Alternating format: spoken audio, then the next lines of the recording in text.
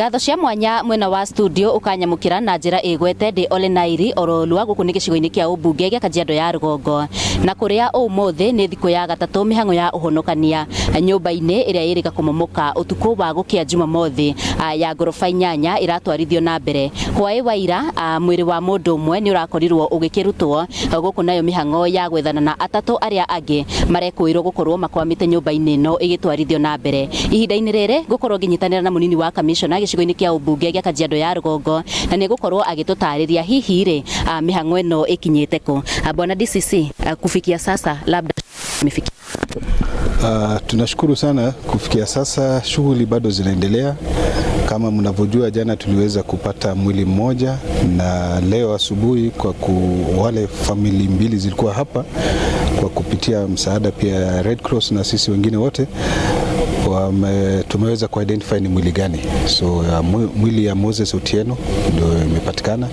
So Moses Otieno alikuwa mmoja katika wale wanne ambao wanasemekana walikuwa trapped hapo ndani. So tunashukuru tumepata mmoja, na sasa hivi bado kuna maofficers na team the experts wako chini huko kwa basement wakijaribu bado kutrack. Mbwa wameweza kutuonesha dalili ya sehemu mbili ambayo labda huenda tukapata mili hapo.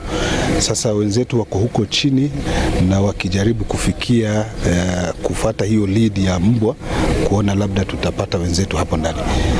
Na labda huku nje utaona mashini tumezisimamisha kidogo kwa sababu ya hatari ya ile jengo vile iko. Tunahofia hii mashini ni kubwa na zinaleta vibration, zinatingisha, huenda zikaleta madhara zaidi kwa wale wana rescue.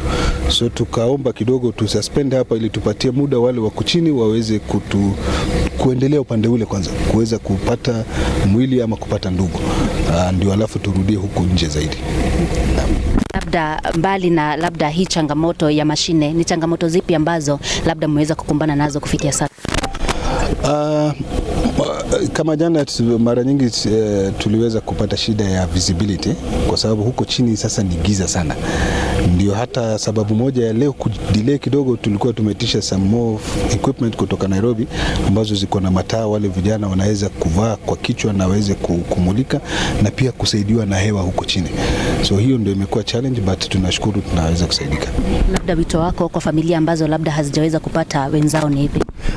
Tunaomba familia waweze kuwa na subira na utulivu, na kwa wananchi wote, na pia kuomba wananchi wote tuweze kuombea Mungu, na bado hatujakata tamaa kwamba labda vijana wameenda. So tunataraji na tamaa kwamba huenda tukawapata na tukawapata wakiwa hai. So tunaomba ukuwe na utulivu na tushirikiane pamoja, na hii safari tutamaliza pamoja. Nina niedire na maundu maingi ma kuongerera gucokia mwaro mwena wa studio na ngimenyithie mwiroreri wa Inoro TV no tuguthie na mbere na kumumathira maingi mare megukorwo makikiyumiria mwena uyu. Na handu-ini ha Inoro TV kuma Ole Nairi Orolua Kajiado ya Rugongo, Getika Wacuka wakiarie.